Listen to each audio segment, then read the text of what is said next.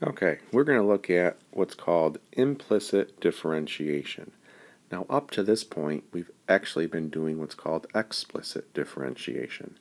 So up to this point, we've only been looking at functions that have been in terms of x only. So we're going to use this new technique called implicit differentiation when we want to find the derivative of an equation that has a combination of x's and y's. In other words, we're talking about non-functions. So here's an example where we're trying to find the slope at the point 3, -4, and we're looking at this equation x squared plus y squared equals 25. So recall this is the equation of a circle that would be centered at the origin and would have a radius of 5. So our point 3, -4 is on the circle, and I've drawn the tangent line showing us that that is the slope that we're looking to find. So with this particular example, because there is only one y in the problem, you technically could solve for y and use explicit differentiation to find your slope. But most of the time, you're going to have multiple y's in the equation, and you're not going to be able to solve for y and do it explicitly. So what we're going to do is off to the side here, we're going to jot down the steps as we simultaneously go through this problem. Okay, so here's step 1. We are going to keep this equation in its current form. We don't have to move anything around. And what we're going to do is we're going to differentiate both sides with respect to x. So we're going to follow our normal rules for derivatives. We're going to differentiate with respect to x. So that means we're treating x as our independent variable. Now, when we get to a y term, we are going to tack on a dy dx because it's not an x term. So in other words, it's going to look like this. The x squared, its derivative we know is 2x plus.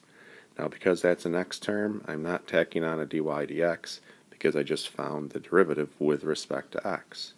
Now, the y squared, if we follow our normal rules for derivatives, we know that would be 2y. But because we're doing this with respect to x, because that's not a y, or because that's not an x term, we have to tack on, which really means we're multiplying by dy dx.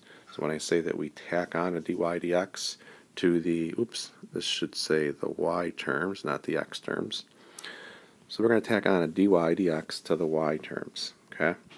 And then we have equals, and then the derivative of 25, well this is a constant, so we know the derivative is 0. So the first step is to differentiate with respect to x. If you see a y term, you're simply going to tack on a dy dx. Okay?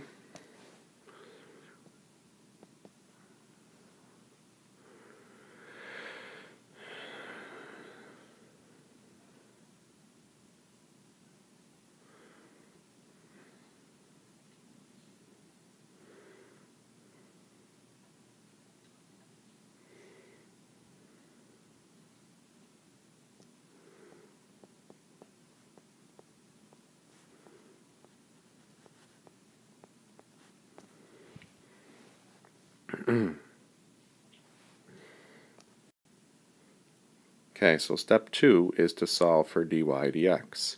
So if we were to isolate dy dx, I would have to first subtract over my 2x, and then that 2y is being multiplied to dy dx, so I would have to divide by that 2y.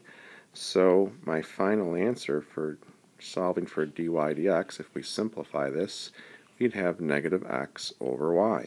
So notice how we have dy dx equals.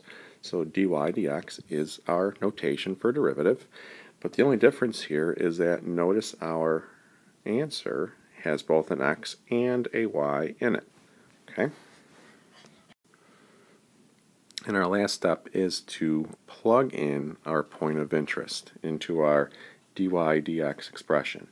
So our point of interest was 3, -4. If we plug in 3 for x and -4 for y, this is what we get. And when we simplify it, we get 3/4. and that looks reasonable here, that our slope would be 3/4.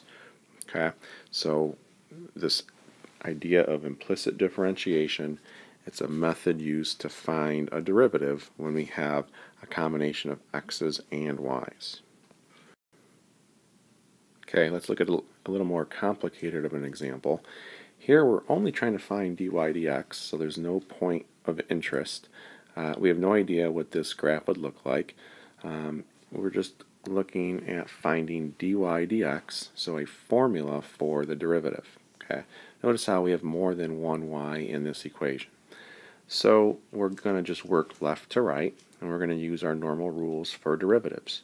So the derivative of 2y would just be 2, but because it's a y term, we need to tack on a dy dx. Next up is x squared. We know the derivative of that is just 2x. Since it's an x term, we don't have to tack on a dy dx. And then next we have the cosine of, well, the sine of y, whose derivative is the cosine of y. Now that is a y term, so we need to tack on a dy dx. So at this point, you want to group your dy dx terms on one side.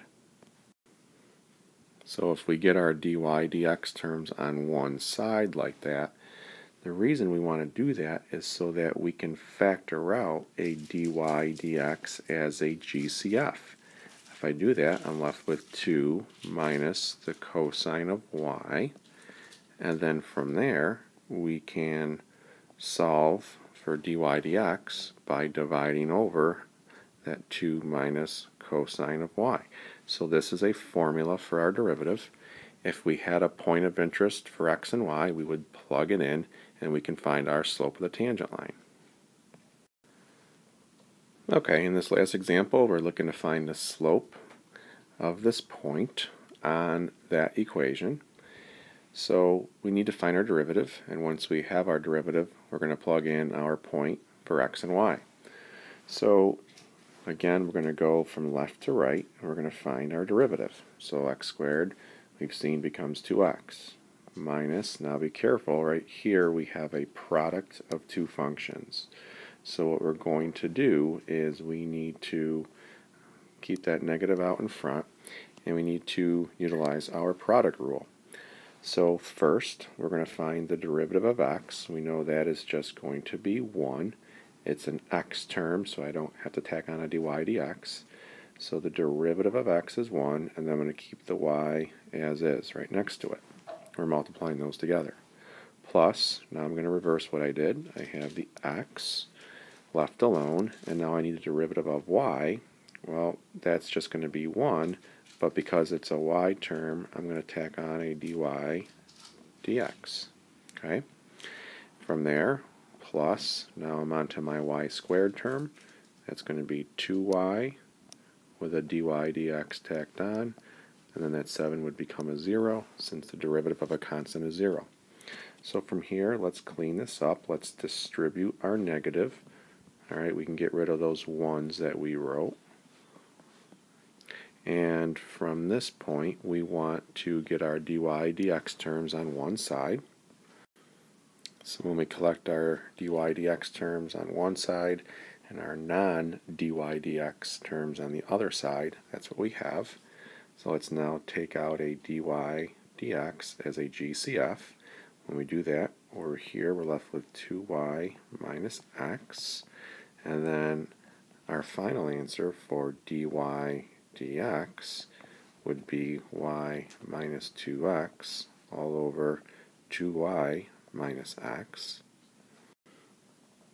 So remember, we're interested in finding the slope at this point, -1, 2.